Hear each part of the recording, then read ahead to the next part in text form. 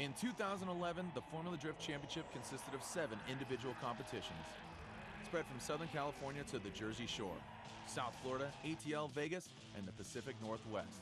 The championship literally came down to the last run of the season at the House of Drift, Irwindale Speedway. And so now we take you on a retrospective of what some are calling the best Formula Drift season ever.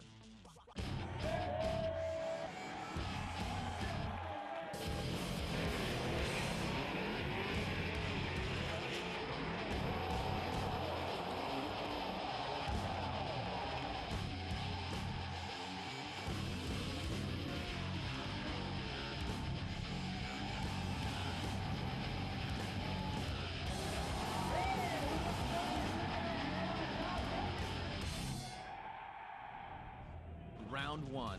50 drifters on the streets of Long Beach. Concrete walls at every corner and over 15,000 people watching every bit of action. 2010 champion Vaughn Gittin Jr. was looking to start off the year by defending his crown, but he'd have some issues in qualifying that would leave him unable to make it into the tandem battles. This left the door wide open for his hungry teammates Justin Pollock and Daijiro Yoshihara, plus none other than the rising star Mr. Matt Powers. In the end, it was Daijiro Yoshihara who would best 2009 champion Chris Forsberg for third that staged an amazing battle in the finals with Powers and Pollock, with Pollock taking home the first win of the season and the coveted championship lead. The next stop was in Brazelton, Georgia, at the driver's favorite track, Road Atlanta. Justin Pollock would take on his teammate Darren McNamara in the Grade 8 and see his championship lead possibly go away, as D-Mac forced JTP to make too many mistakes. Meanwhile, Toshiki Yoshioka would put on a shining performance as he made it all the way to the Final Four, and then third place besting John Rusakov. But guess what? It would be Daijiro Yoshihara who would make it to the finals against Darren McNamara. After a hard-fought battle with very few mistakes by both drivers, it was Daijiro's monster initiation on his chase run that stood to be the factor as he wins round 2 and takes the championship lead from JTP. Moving on, we now head to South Florida at none other than the infamous Palm Beach International Raceway. It was hot, it was humid, it was sweaty, and that was just the off-track conditions. On track, it was literally Iceman-esque driving by Justin Pollock as he surged into the finals with his teammate and fellow Mustang pilot Vaughn Gittin Jr. We would also see Darren McNamara use his momentum from Atlanta to swoop into third place at the event. But it would be an epic battle for first, as Vaughn and Pollock swap punches, with JTP getting a slight edge to take the top spot in the second ever Falcon Tire podium sweep in Formula Drift history. Round 4 drops the Formula Drift Championship right into the gauntlet, Wall Stadium in New Jersey, known for the incredibly steep and treacherous banked walls that often gobble up competitors. On this day, one of the victims was none other than Ryan Turk, who initiated very late against Conrad Grunwald in the Final Four when smashed hard, taking himself out of the competition. Conrad would move on to the finals to face, you guessed it, Justin Pollock. JTP had just beaten Dai Yoshihara in the Final Four, and with Ryan Turk out of the competition, Dai would get valuable points for the championship. However, it would be JTP and Conrad Grunwald in the final. On the first run, JTP kept proximity to Conrad, but made some big mistakes by doing so. Conrad, on the other hand, was not really able to keep chase with JTP, but seemed a bit smoother as JTP kept making small errors. In the end, the judges were 2-1 in favor of Conrad Grunwald. He'd get his first win since 2005, but the battle for the championship is tightening very close as Dai Yoshihara and Justin Pollock continue to do well round after round. Round 5 would be a pivotal event for the championship as we head to the Pacific Northwest and Evergreen Speedway. At this point, Justin Pollock, after a second place in New Jersey, is in the lead with Dai closely behind. But the tides would shift as we would see JTP knocked out in the round of 16 after some vehicle issues. This opened the proverbial door for Dai, who if he could make it to the final rounds could overcome JTP in the championship. Well, that would prove to be the case as we would see 4 top drivers in the finals. 05 champ Reese Millen, 2010 Rookie of the Year Frederick Osbo, 2009 champ Chris Forsberg, and the potential making of a champion with Daijiro Yoshihara. Osbo would beat Millen for third place, but it would be Daijiro Yoshihara taking home his second win of the season against Chris Forsberg and recapturing the championship lead from Justin Pollock by only 15 points. Sin City, Las Vegas, round 6. With only 2 events left to go, this round has historically been significant in the championship chase. But neither Dai Yoshihara or Justin Pollock would would see the podium as some of the quiet contenders charged through the bracket to make their presence known. Odie Bakshis, who's taken a charge at Rookie of the Year, Reese Millen, Darren McNamara, and Matt Powers all made it to the Final Four. We would see Powers defeat Odie for third, and then a back-and-forth battle with Millen and D-Mac in the finals, with Millen showing a huge competitive surge at the end of the season to take home his first event win of the year. With Dye and JTP nowhere in sight, it would mean the championship would all come down to the final round at the House of Drift, Irwindale Speedway. As we sprint into the final round, the championship seems to be coming down to a battle between Justin Pollock and Daijiro Yoshihara, but mathematically it is still possible for Darren McNamara and Chris Forsberg to become the 2011 champion. And we would see this chance come into play as seemingly the impossible happens. Daijiro Yoshihara would make a costly error and knock himself out in the round of 16. It was a devastating moment for the driver as he pretty much threw away his championship hopes in that exact moment. This would now mean that JTP would only have to win in the top 8 to take the championship. Unfortunately for JTP, if he were to do that, he would have to beat his teammate Darren McNamara, who had been quietly chasing the championship in the shadows all season long. If Darren beat JTP, he could go on to win the championship. If JTP won, the championship was his. Well, it wouldn't be Darren that outright beat JTP because as Pollock transferred onto the lower bank, he made contact with the wall and straightened, causing him to go offline. This would now create an unbelievable nail-biter situation for the championship as now Chris Forsberg enters the discussion. If Chris beats Reese Millen and won the event, he would have just enough points to secure the championship. Chris was not able to beat Millen, and so now it becomes a two-person battle for the championship. Darren McNamara, and then guess whose name re-enters the discussion? Daijiro Yoshihara. In the next battle, we would see Darren McNamara versus Tyler McCory. If Darren McNamara beats Tyler and went on to win the event, he would be your champion. If Tyler beats Darren, Dai Yoshihara would take the crown. Tyler would be on fire against D-Mac and have an insane chase run. The judges ultimately gave the unanimous win to Tyler McCory, and so that makes Daijiro Yoshihara the 2011 Formula Drift champion. Tyler would go on to face Reese Millen in the final and beat him for his first win of the year, and the last behind the Falcon Tire Nissan 350Z. In the end, most drivers, builders, media, and staff all agreed that the 2011 Formula Drift Championship was the best ever. Dai, he is one of my best friends in Formula D. You know, we've grown so close at Team Falcon and love the dude to death. I was really happy I got to help him win the championship at Irwindale. I'm gonna hang that over his head all the time. But driving style, he's kind of like really kicked back in the pits, and then you get him in the car and he's just a different person. Daijiro Yoshihara is going to be the guy to beat this year. I mean, he is going to be on point. His car is probably going to be better this year, if anything. Dai Yoshihara, you know, he's a teammate, really down to earth. Definitely, you know, his heart's in the right place. He works really hard. He's really dedicated to the sport and his country. You know, just overall really good guy. I was really happy to see Daijiro win the championship last year. It's been a long time coming. He's a great driver, and he's become essentially my arch nemesis. You know, he's one of the only guys that can say that I've never beat them. And this year, it's my goal to change that view and take him down. You know, I've ran against him a few times, and he's a great driver. You know, very consistent, and it's you know, it's gonna be hard to beat him again. But we'll see. I mean, after this, I'd say after Atlanta, we'll know a lot more about people and what they've got. You know, this event is a bit weird. It's a weird track. You know, it's difficult to go all out there and things like that. So Dai is super consistent and super fast. I feel like he doesn't really let pressure get to him most of the time, but he definitely almost threw the championship away last year. He got pretty lucky with how things unfolded at Irwindale, but he's definitely fast and awesome and just real tough to beat. So today we're at Willow Springs for first time testing with the 2012 Discount Tire S13.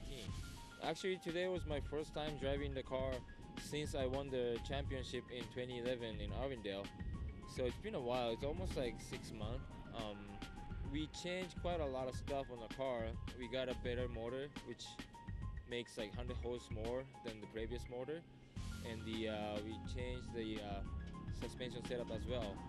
Yeah, it was long off season. I've done a lot of stuff, but you know I haven't really driven the discount tire S13, and today was my first driving in 2012. So I was really excited about it, and you know I really enjoyed it. To win the Formula Drift Championship was one of my goal in my life, and I actually achieved that goal. So next goal, actually win the championship again, of course. Everybody's trying to kick my ass. I don't know if I take it as a compliment or am I gonna take it as a pressure. So I think I should be fine, but I don't know how can I react to that type of situation. So it's not gonna be easy for me to defend the title, but I got good confidence. You know, good cars, good team, discount tire, Falcon tire. I can't say more than that. Clean slate. What's it going to take to be a 2012 Formula Drift champion? You know, well, driving the Mustang, I love it. I'm definitely a big fan of the Mustang, especially like the 2013 redesign. I think it just kind of gives it a fresh look to it. Makes it not seem like the same car as last year. But you know, I'm looking forward to those big you know, battles. Winning this event is huge because then you're already the leader. You already have a lot of points. It's really key, you know. And I've been in Southern California for quite a few years now. I lived in Long Beach for quite a while. You know, the fans here are always, you know, it's always packed. It's the weekend before the Grand Prix. It's friggin' awesome, man.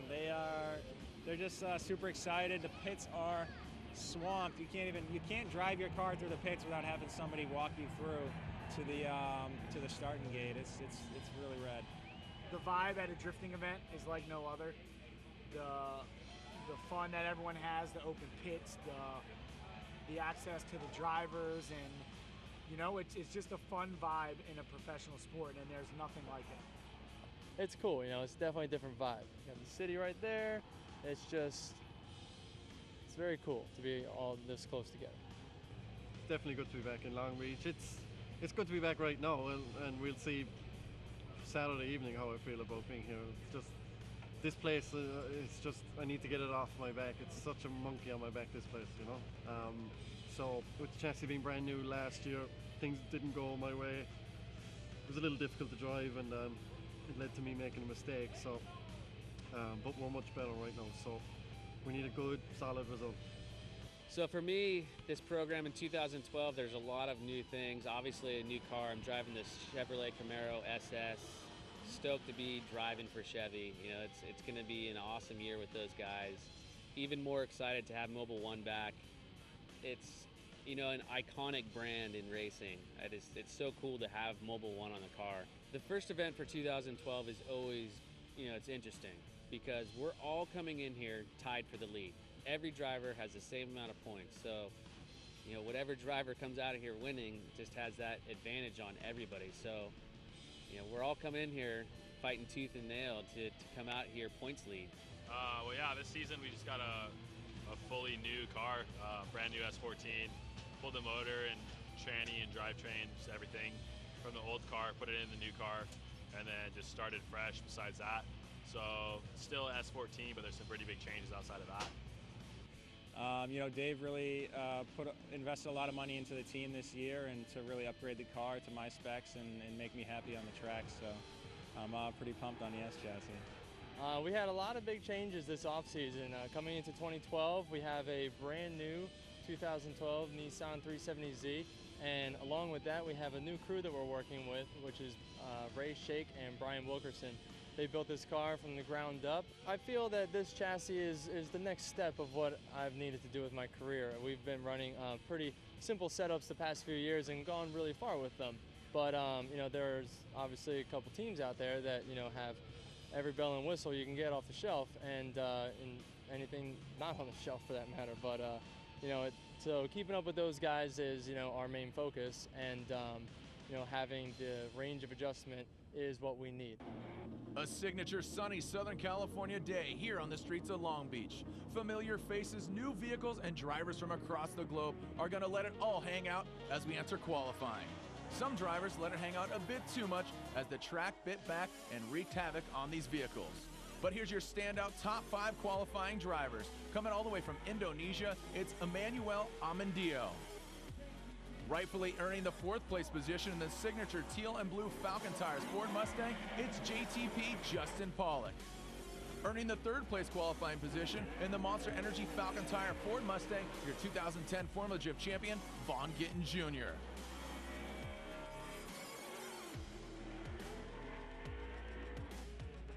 Speaking of champions, your 2005 champion in the Hyundai Genesis Coupe, Reese Mad Skills Millen, looked smooth like butter as he lit up his hand-cooked tires in the 2nd place position. And finally, your number 1 qualifier coming all the way from New Hampshire in the Retax Lifestyle Backpacks V8-powered S13, it's Ryan Hampshire Turk.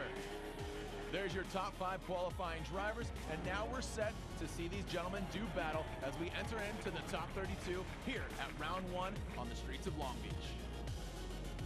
Qualifying has happened, the bracket is set as we make our way into the first battle of the day. Our number 1 qualifier, Ryan Turk, going against number 32 qualifier, Dennis Mertzanis.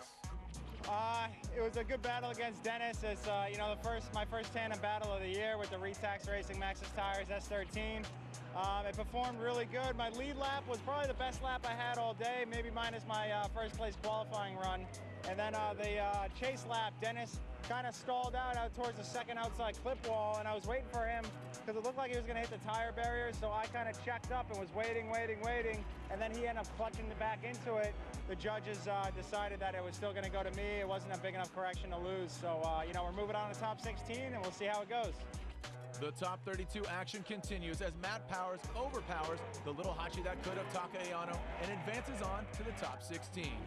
Conrad Grunwald in the sophomore season of that hand-cooked tire Chevrolet Camaro is looking really strong and dialed, as opposed to Robbie Bushido Blade Nishida, who's looking good but almost too aggressive as he takes himself out as he slams really hard into the wall. This wall seemed to be problematic for many drivers, not just Robbie Nishida, as we segue into our next battle, Darren McNamara versus Kenny Moen. I must have been amongst the fastest out there. You know, we were really moving and clipped the wall with the rear, straightened it out, put the front of it into the wall, and then spun around and into the tires and bent the pedal with my foot, so there was a lot of energy there. You know, I'll be okay. I've got 2 feet, I've only got 1 car, so I need that car. It's just a shame, you know, these guys put in an awful lot of work in the off-season, and I just undid all their work in one go, you know, so it's my fault, and I feel bad for them, and I'll be all right. I'm not worried about me. We just got to focus on Atlanta. As we continue forging the top 16 here in Long Beach, it was an easy battle for Justin Pollock JTP as Ross Petty spins and takes himself out. Justin Pollock advances on. Our next hard-fought battle, literally and figuratively, as Kyle the Menace Mohan hits hard, fights back, and puts down a solid lead run. The all-aggressive Turbo GSR Autosports BMW of Michael Essa was aggressive, and it came down to the 2nd run. Michael Essa put down a strong lead run with Kyle the Menace Mohan right there, and it was a hard decision for the judges, but they sided with Michael Essa as he moves on to the top 16. Emmanuel Amendio, coming to us from Indonesia, had a hard battle against Toshiki Yoshioka, but surprisingly, this is his first event ever in that RSR S15. Yoshioka made easy work of Amendio as he pulled away from the Indonesian driver. He moves on to the top 16. Yeah, our first run of top 32 for 2012 was against none other than Tony Angelo. A little bit of a mechanical problem, and he got a bit of a gap while trying to chase us down on the first lap. 2nd lap through, he had a good lead run. We're pretty close behind him, but not really hammering on it. We dove in for the hairpin to really close it in, and he actually spun, and we came to a stop, and that really sealed it. I got hit on the first initiation and just about spun me, and then the guy spun in front of me into turn 2. I was able to avoid him. Car's still in one piece. We're on to top 16. This next one's going to be a battle. George the Lumberjack Marstanovic in the lead position, losing body parts and essentially losing the battles. He straightens out. Daigo Saito coming to a halt, and then on the lead run, Daigo Saito kept it sideways as George made another mistake, knocking himself out as Daigo advances on.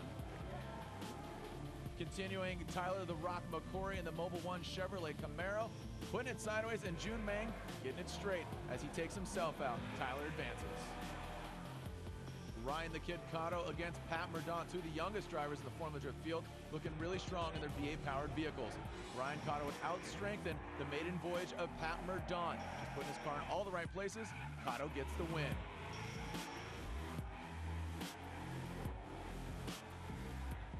The next battle of Vaughn Gittin Jr. and Odie Bakshis would be considered by some to be the shocker of the event. Vaughn Gittin Jr. pushing hard, coming up shallow, causing Odie to straighten out. Then Vaughn Gittin Jr. hits the wall. It was too little, too late for Vaughn Gittin Jr. as he put down a phenomenal chase run, but looks like Vaughn Gittin Jr.'s weekend is over. On the debut of Ken Gushi's Gretty Scion FRS, he makes quick work of Florida's own Jeremy Lowe and moves on to the top 16. Your reigning champion, Slide or Daijiro Yoshihara, leads as Matt Field gives chase.